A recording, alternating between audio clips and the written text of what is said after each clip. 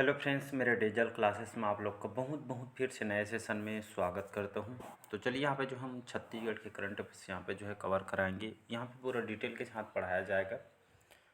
तो बहुत दिन से आप जो है डेली बेस पे करंट अफेयर्स कराया जाए करके यहाँ पे मांग चल रही थी, तो उसी के हिसाब से जो है करंट अफेयर यहाँ पे डिटेल के साथ हम पढ़ेंगे। सभी एग्जाम के लिए इंपॉर्टेंट है, चाहे छत्तीसगढ़ प्री मेंस हो, चाहे छत्तीसगढ़ पुलिस के लिए तैयारी कर रहे हैं, छात्रावास अधीक्षक और आपके प्रयोगशाला वगैरह लैब वगैरह की तैयारी कर रहे हैं। मतलब छत्तीसगढ़ के हर एग्जाम में जो है आपका जो है करंट अफेयर्स आपसे पूछे जाएंगे। ये आपका छत्तीसगढ़ के करंट अफेयर्स और नेशनल इंटरनेशनल जो करंट अफेयर्स यहाँ से जो है पूछे जाएंगे, क्योंकि मैं दोनों यहाँ पे जो है कवर कराता हूँ। मॉर्निंग में आपका जो है नेशनल इंटरनेशनल करंट अफेयर्स यहाँ पे कवर कराता हूँ वो भी, और आपके जो है जो कोई भी एग्जाम में आपसे मिक्स क्वेश्चन पूछे जाएंगे, तो नेशनल इंटरनेशनल करंट अफेयर्स और आपके छत्तीसगढ़ के कोई भी स्टेट का हो, तो मिला जुला के लगभग 12 से 15 तक के क्वेश्चन आपसे पूछे जाते हैं। ठीक है जी। तो बढ़िया करंट अफेयर्स में जो है कम से कम 10 से 15 मिनट जो है एक दिन में आपको जो है टाइम देना है। चलिए स्टार्ट करते हैं सेशन को।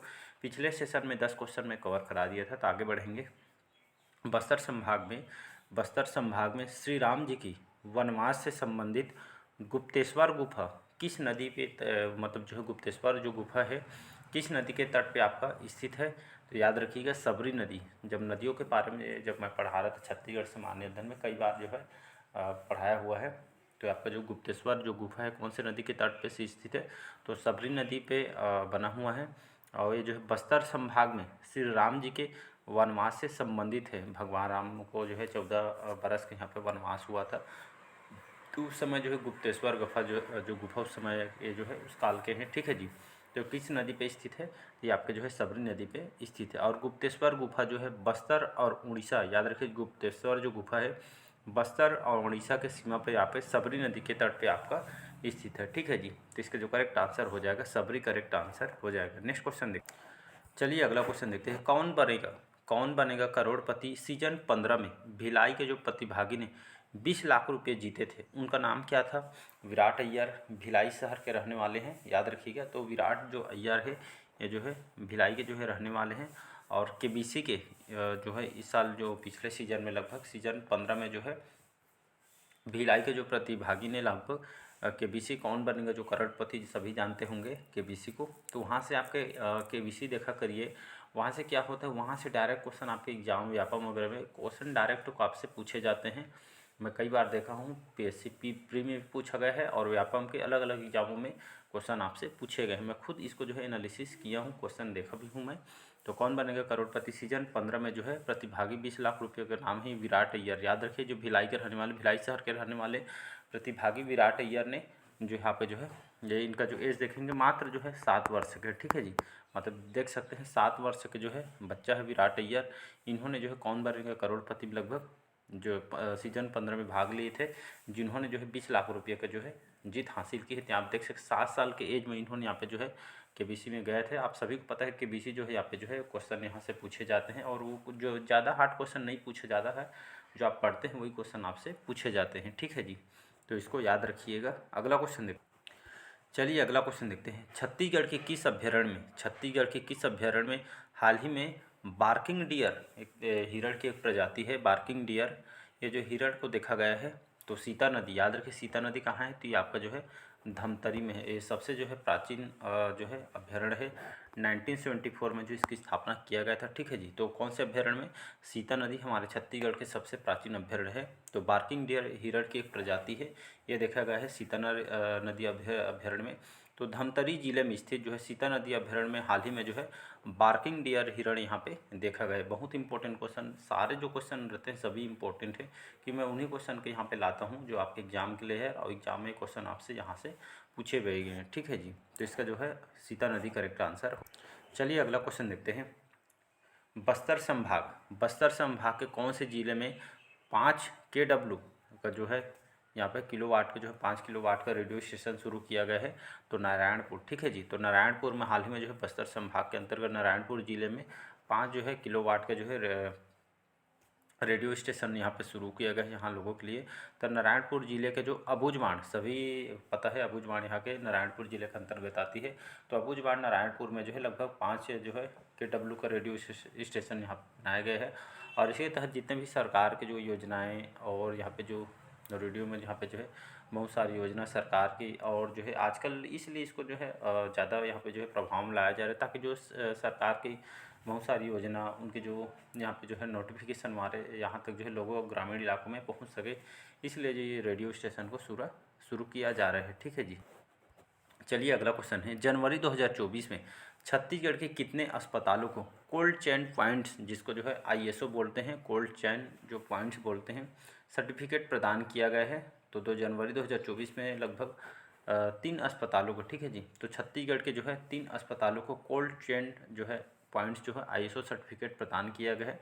तो यहाँ पे जो समझ लेते हैं, तो कोल्ड चेन पॉइंट्स जो सर्टिफिकेट पाने वाला देश का जो है ये दूसरा राज्य आपका छत्तीसगढ़ है। मतलब ये इसके तहत लगभग 3 जो अस्पतालों को छत्तीसगढ़ के जो सर्टिफिकेट प्रदान किया गया है, तो छत्तीसगढ़ को जो है दूसरा स्थान प्राप्त हुआ है कोल्ड चेन पॉइंट सर्टिफिकेट में। तो छत्तीसगढ़ के जो है छत्तीसगढ़ के बस्तर अंचल के जो है 3 अस्पतालों को जो है वैक्सीन सप्लाई को सुरक्षित रख रखाव के लिए जो बनाए गए जो कोल्ड चेन जो है खास करके वैक्सीन को सुरक्षित रखने के लिए यहाँ पे जो है कोल्ड चेन पॉइंट्स को जो है इसको जो है तैयार किया गया है। इसी तरह आईएसओ सर्टिफिकेट यहाँ पे प्रदान किया गया है। ठीक है जी। तो इसका जो करेक्ट आंसर हो जाएगा, थर्ड करेक्ट आंसर हो जाएगा। अगला क्वेश्चन देखिए, बाद जो है जो 3 जो हॉस्पिटल है उसको भी देख लेते हैं कि हॉस्पिटल भी आपसे जो है आप सबने पूछ सकते हैं।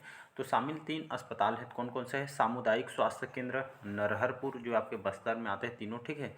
सामुदायिक स्वास्थ्य केंद्र केशकाल, प्राथमिक स्वास्थ्य केंद्र बेनूर, ये जो तीनों जो हॉस्पिटल हैं ये तीनों इसको जो है इसमें जो है शामिल किया। ये तीनों को याद रखिएगा, ठीक है। तो इसका जो है नरहरपुर, केशपाल और बेनूर तीनों को याद रखें स्वास्थ्य केंद्र को।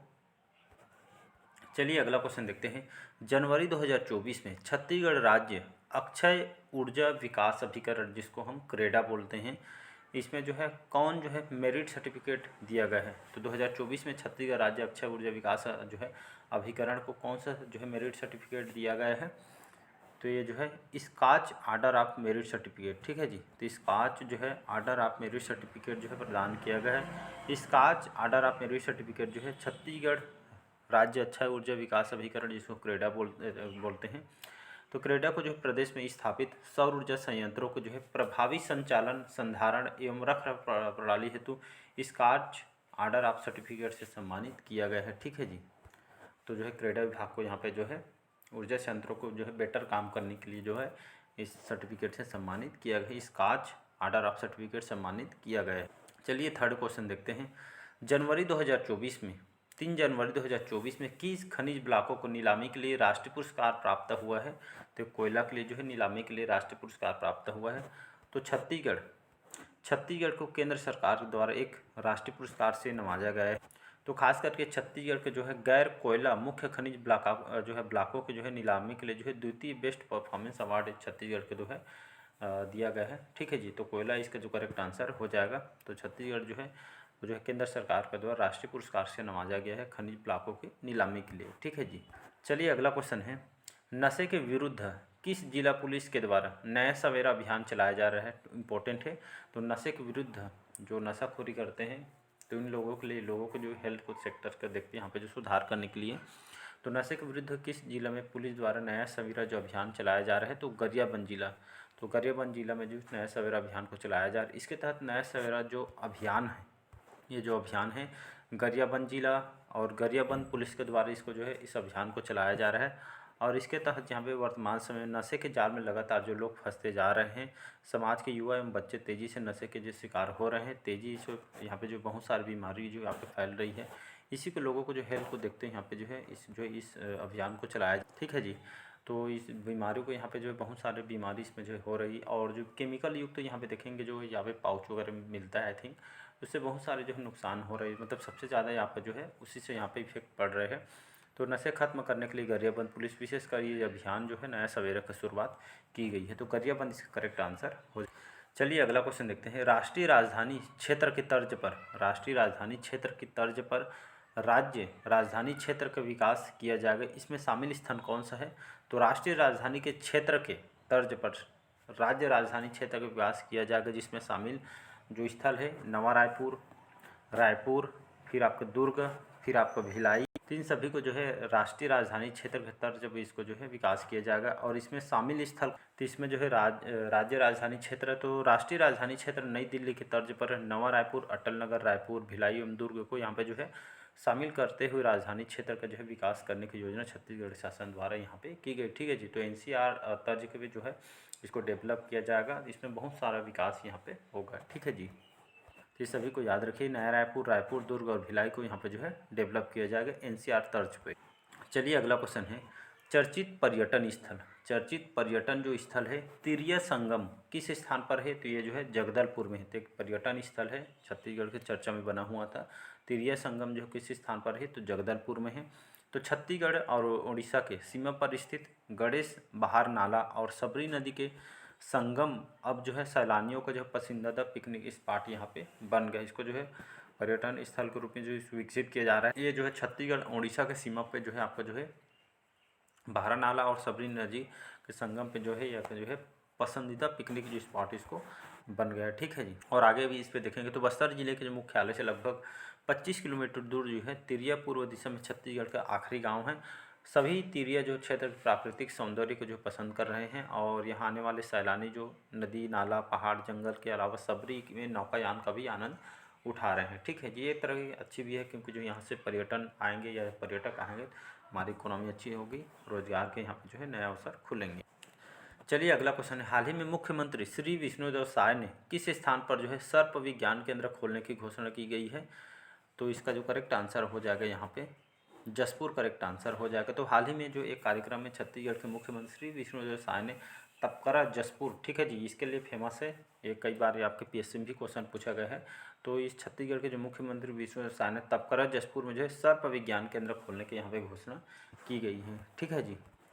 चलिए अगला क्वेश्चन देखते हैं, इंज ऋषि तपोस्थली यहाँ पे जो है इंज ऋषि तपोस्थली जो है किस स्थान पर है? तो ये आपका जगदलपुर में है। ठीक है जी। तो इंज ऋषि जो तपोस्थली है किस स्थान पर है? छत्तीसगढ़ के जगदलपुर में स्थित है। तो इंज ऋषि तपोस्थल जो इंज ऋषि जो तपोस्थली है जगदलपुर के बस्तर का जो है इंजरम नामक गांव, ठीक है जी। तो ये नाम के ऊपर जो है तपोस्थली बना हुआ है।